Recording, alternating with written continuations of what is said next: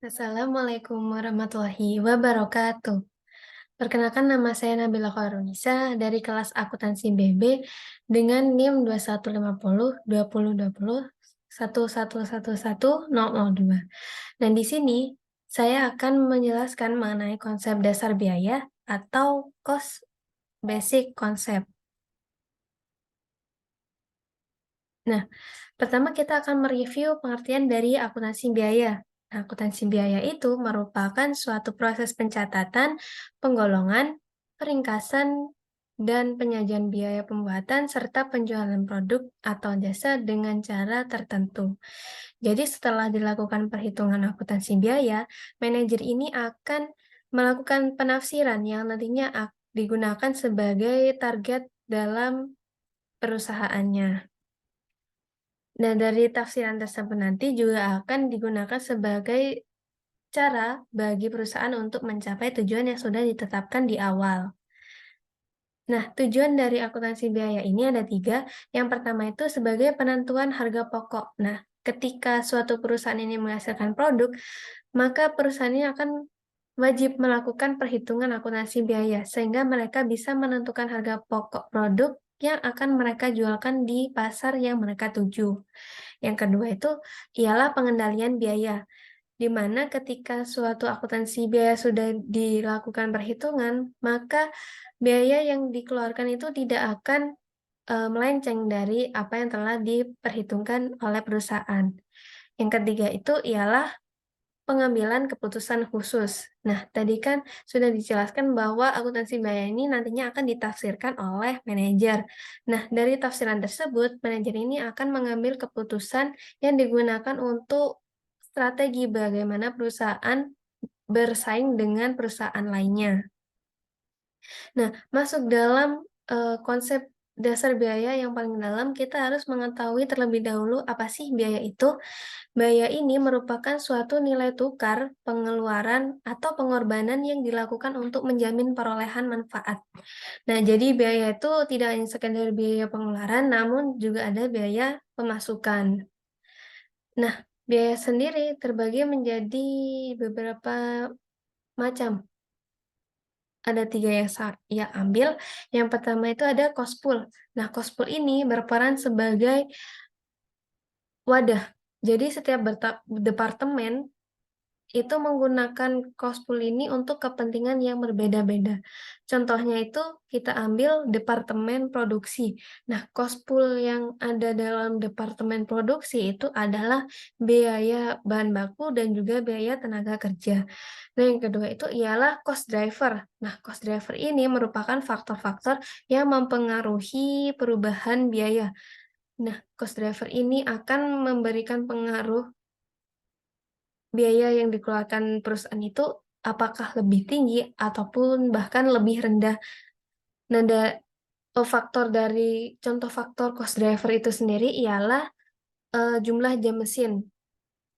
Nah, yang terakhir itu ada cost object. Nah, cost object sendiri merupakan tujuan akhir dari cost yang dikeluarkan. Nah, cost yang dikeluarkan itu untuk apa? Nah, itu seperti produknya, servisnya, atau aktivitasnya itu seperti apa. Nah, untuk tambahan sendiri, biaya itu ada 2, yaitu biaya utama dan juga biaya konversi. Nah, biaya utama itu meliputi biaya bahan baku dan juga biaya tenaga kerja langsung. Sedangkan biaya konversi itu meliputi biaya tenaga kerja langsung dan juga biaya overhead. Nah, selanjutnya itu ada penggolongan biaya. Nah, biaya itu digolongkan dari berbagai macam perspektif. Yang pertama itu biaya berdasarkan volume produksinya. Yang pertama itu ada biaya tetap. Nah, biaya tetap ini ialah biaya yang jumlahnya itu tetap konstan dan tidak dipengaruhi oleh perubahan volume kegiatan atau aktivitas yang dilakukan oleh perusahaan.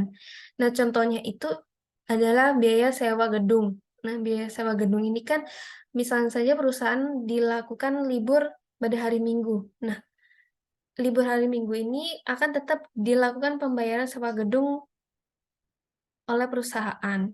Nah, yang kedua itu adalah biaya variabel. Nah, biaya variabel ini merupakan biaya yang jumlahnya itu akan berubah secara sebanding atau proporsional dengan perubahan volume kegiatan. Jadi semakin besar kegiatan atau semakin banyak kegiatan yang dilakukan oleh perusahaan, maka biaya variabel yang dikeluarkan oleh perusahaan itu juga akan meningkat. Nah, contohnya itu ialah biaya kerusakan mesin. Nah, yang terakhir itu ialah biaya semi variabel. Nah, biaya semi variabel ini merupakan biaya gabungan antara biaya tetap dan juga biaya variabel. Contohnya itu ialah inspeksi dan juga biaya listrik. Nah, selanjutnya ialah biaya berdasarkan periodenya, terbagi menjadi dua, yaitu belanja modal dan juga belanja pendapatan. Nah, belanja modal ini akan memberikan manfaat bagi perusahaan itu dalam periode yang akan datang. Nah, biasanya dalam laporan keuangan ini, belanja modal ini ditulis atau dimasukkan dalam akun aset. Nah, sedangkan belanja pendapatan ini akan memberikan manfaat bagi perusahaan itu pada periode saat ini. Nah, dalam laporan keuangan, belanja pendapatan ini biasanya dimasukkan atau dicatat dalam akun beban. Nah, selanjutnya ialah biaya berdasarkan karakteristik. Terbagi menjadi dua, ada biaya langsung dan juga biaya tidak langsung. Nah, biaya langsung itu sendiri atau direct cost itu ialah biaya yang terjadinya atau manfaatnya itu dapat diidentifikasi secara langsung kepada objeknya. Contohnya itu ada biaya bahan baku, biaya tenaga kerja, dan biaya overhead secara langsung. Nah, yang selanjutnya itu ada biaya tidak langsung atau indirect cost. Nah, indirect cost ini kebalikan dari biaya langsung.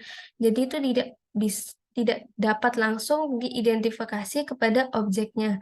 Contohnya itu biaya overhead yang tidak langsung dan juga biaya pemasaran. Nah, yang terakhir adalah pengklasifikasian biaya berdasarkan departemennya. Terbagi menjadi dua, yaitu departemen produksi dan juga departemen jasa. Di dalam departemen produksi, biasanya biaya yang dikeluarkan itu contohnya itu biaya bahan baku, biaya tenaga kerja langsung. Nah, sedangkan di dalam departemen jasa, itu biasanya hanya mengeluarkan biaya tenaga kerja, baik langsung maupun tidak langsung. Nah, mungkin sekian dari presentasi atau penjelasan dari saya. Kurang lebihnya saya mohon maaf. Wassalamualaikum warahmatullahi wabarakatuh.